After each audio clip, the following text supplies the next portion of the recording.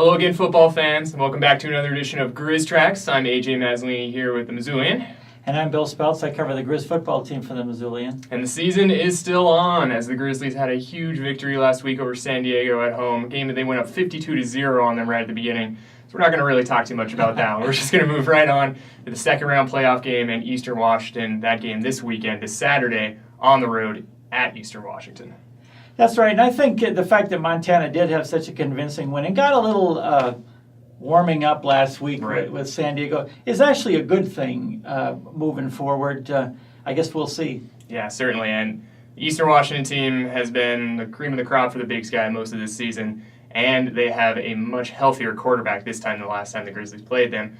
Vernon Adams getting that bye week, I'm sure, even more healthy than he would have been after 3 or 4 weeks now, getting back into the groove of things. Right, and he's really been a Griz killer. I think he's 3-0 against the Griz, and he's just tough to contain. So you can stay up all night trying to figure out a defensive scheme for him. But when he's the broken plays where he's scrambling, and there were a few last time where he's even just moving in the pocket with a bad ankle, where he had extra time and he made it pay off. Yeah, it's such a dangerous offense that the Eagles have over there. At the beginning of the year, they were putting up 50 points against FBS Washington. You know, they put up basically that many points against everybody throughout the Big Sky as well. So really, the Grizzly defense are just going to have to hold on for dear life, maybe. Right, and word is that Zach Wagman had a little knee injury, a minor knee injury, and that's why he played less than you'd probably expect against San Diego. Right. But they're hoping he's close to 100% this week. They're going to need him to with his pass rush.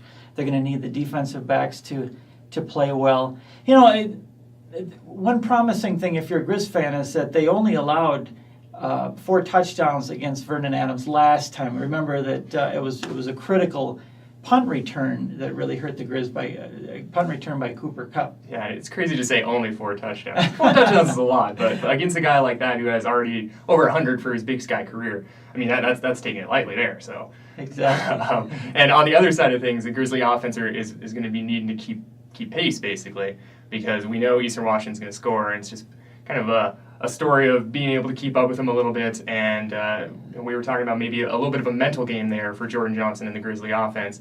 In some of their big games, they've been forcing things a little bit early and making some mistakes, getting behind. Right, I think that's an underrated part of football is the mental game and the confidence.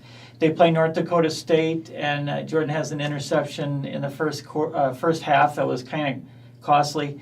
They play Eastern Washington, and as you remember, it was the first drive. They're down there in the red zone, and he had the interception. He'd be the first to tell you it was ill-advised pass.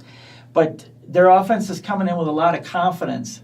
I wouldn't say so much from San Diego, more the Montana State win. Played really well. They got the no huddle. They kind of tweaked it where they're doing some of that. And the read option where Jordy Johnson keeps the ball, something they're doing more of the last part of the season, and it's working well for them. Right, yeah, definitely. And again, that game is going to be on Saturday at Eastern Washington, a second-round playoff game being aired on ESPN3, so no local TV access for the folks in Missoula, unfortunately. You're going to have to either pay for that one or go enjoy your favorite sports bar, I suppose.